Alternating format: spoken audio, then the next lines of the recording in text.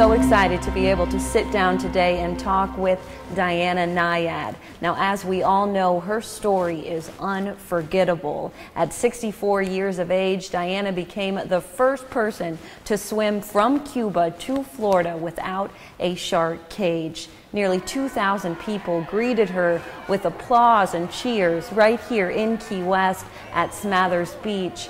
Not only did Diana inspire those 2,000 people, Diana inspired the world. She's sharing that story of perseverance to the stage right here at the studios of Key West. It's a one-woman show entitled Onward. She'll give us all the details today. Diana, again, what a pleasure it is to be able to sit down and talk with you. I can't tell you how much that you've personally inspired me along with so many others. Thank you, Jenna. That means a lot. You know, a lot of people, I'm 65 now. I finished the swim when I was 64. And clearly I hold the banner for my baby boomer generation. We're not going down yet. But there are a lot of young people like you and even kids who really felt the emotion of, if you just don't give up, if you never give up, your dream will one day be touched. And I think there were a lot of people who related, even though they didn't care about swimming, didn't care about baby boomer stuff. It was a universal message. Absolutely. Yeah. Well, how does that make you feel, Diana, when you run into people? Because you have touched so many people's lives, millions of people's lives. How do you deal with that? You know, it's an honor. I don't know how, let's say, a very famous movie star feels, because they may do great work and they know it, and their fellow actors and directors know it, but the truth is when people approach them in airports and at restaurants, they're really approaching them just because of their fame. And my little bit of fame isn't like that. What people approach me for is they saw somebody do something.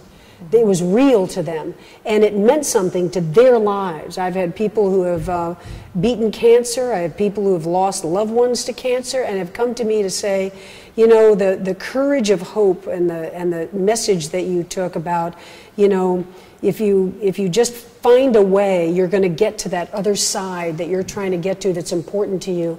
That little bit of fame that I have is very brings me to an authentic place of feeling honored that people respect what I did and what my team did. You know, it's not just an image that they have. It's real.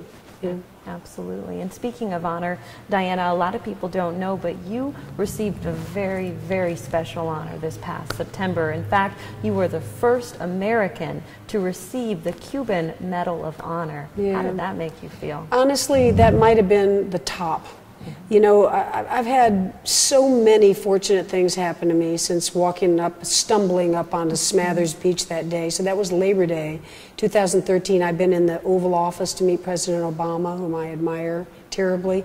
I was signed to write a memoir, and it's just finishing now, a year to sit down and write the story of your life. It'll be out next October by a big publisher, Knopf, and you know, I could go on. I mean, Jenna, I was on Dancing with the Stars. It doesn't get any bigger than that. But the truth is, I'm not sure if I really measured out all these accolades that I've been lucky to have. Receiving the Cuban Medal of Honor, there's no other American of any stripe, not just athlete, but of any profession who's ever received that honor. I cried, I wept, and I wore the medal on my pajamas that night like a 6-year-old all night long, and I woke up all night going, ooh, my Cuban Medal of Honor, and it's in a very special place in my house. That's awesome. Yeah. Hey, I enjoyed you on Dancing with the Stars. Well, you must not have been watching long. You know? Hey, you know, I watched long enough. You know what kind of burned me about that is, the truth is, I'm not a bad dancer. I grew up dancing salsa with Cubans in Miami. I don't have bad rhythm. My friends think I'm the best dancer of our little peer group, but it's a different thing, doing the foxtrot with a partner, glued together and having to get the steps. So, you know, I wasn't any too pretty on that show, but I had a ball. Hey, you were on it. I had a ball. There you go. There you go. Now, speaking of being on stage, Diana, we're focusing today on your one-woman show entitled Onward. First of all, tell me how you picked that title. You know, onward has been one of the phrases I've used. I came back to do this swim that I had tried in my 20s, Cuba. It's kind of the Mount Everest of the oceans. It's the tough swim. People, good swimmers, have been trying it since 1950. Men, women, and nobody's ever made it. It's like Mother Nature on steroids out there. And I came back at 60, not just to make some athletic record. It wasn't about that. I wasn't coming back to the sport to do all kinds of different swims. I was coming back to feel proud of myself, to reach for a star that might have been impossible. You know, surely everybody called that swim impossible. And to have to dig down to all the potential that's in me, and everybody around me had to be the same. We had to be on our A game to even try that thing. And onward is one of those phrases that, yeah, you get slapped upside the head sometimes, you don't make it, you feel crushed, but what are you going to do? Are you going to go backward? Are you going to go down? Or are you going to gather it together and believe and come back stronger with new innovations and, you know, new science, new technology, and onward, stroke by stroke, and you'll get there. So we used onward, you know, during the swim. I had T-shirts that had onward on them, and we finally made it. And I think it's because we refused to give up. We kept having that onward spirit, you know. So the show is called Onward for that reason. And that's what you're all about. Diana, tell us a little bit about the show and why you decided to do it. You know, one man, one woman shows are very popular right now. I mean, Broadway has a few every year that are fantastic. Vegas, you can go see all kinds of people doing one woman, one man shows, and they're usually about someone's life. Usually someone picks their kooky childhood, you know, their crazy mother, or if they've been in showbiz, you know, what's happened to them. And so here I did this very dramatic swim, and it's a dramatic story. You really can't get a better story. A 64-year-old goes back and chases a dream. She tries for 35 years, 5 times, almost dies. So it has its inherent drama. It's made for the stage. And also the ocean, to create the ocean on stage with surround sound waves and lights and hallucinations. And it's a pretty rich place to create this show. And I've been speaking for a long time. I've been standing on stage in front of corporate groups, and I do a lot of TED Talks. And so I've been a public speaker, if I could say so, of renown for a long time, 35 years. And I've always wanted to take that speaking to a theatrical level, because I do tell funny stories. I actually sing. I mean, you wouldn't want to pay to go hear an entire concert of mine, but just a little bit of singing is I might say, quite funny and real. That's what I'm doing out in the ocean to count the hours, is singing my songs. So it's a show that I'd like to think is entertainment and entertaining, and certainly as humor, and it's also an evening of inspiration. I think people they leave with tears in their eyes, and they feel like, wow. Just like the people on Smathers Beach did that day. They said, you know, if that woman, if that's her philosophy of life, that you just never give up, you reach for the stars, you become your best self, then what a great way to live, you know? Absolutely, and that's, again, what you are all about. You are just a walking inspiration, Diana. Thank you. I see Broadway in your future.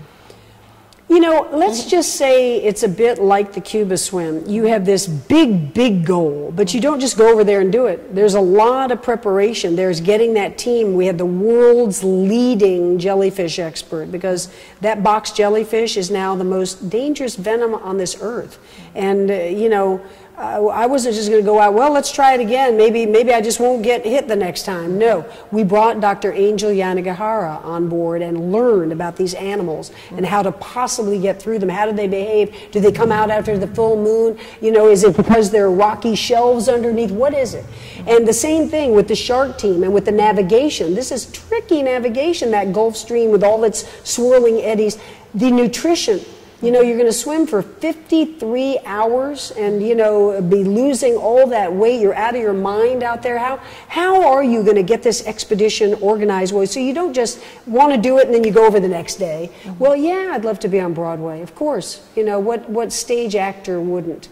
But I'm not going to Broadway yet. I'm coming to Key West. That's right. And Key West is all about my fans, people who really appreciated what I did here, and I appreciate this town.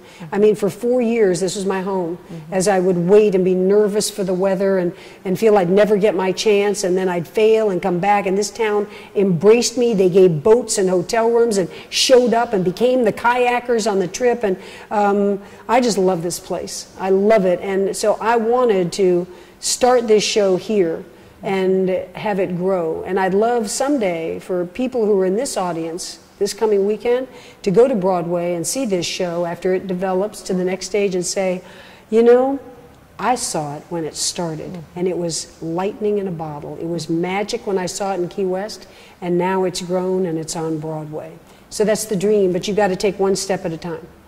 Well, again, you make dreams come true. So Diana, I look forward to seeing your show, and thank you again so much for sitting down and talking with me. And if you are in Key West, you're visiting Key West, do not miss Diana Nyad and her one-woman show, Onward.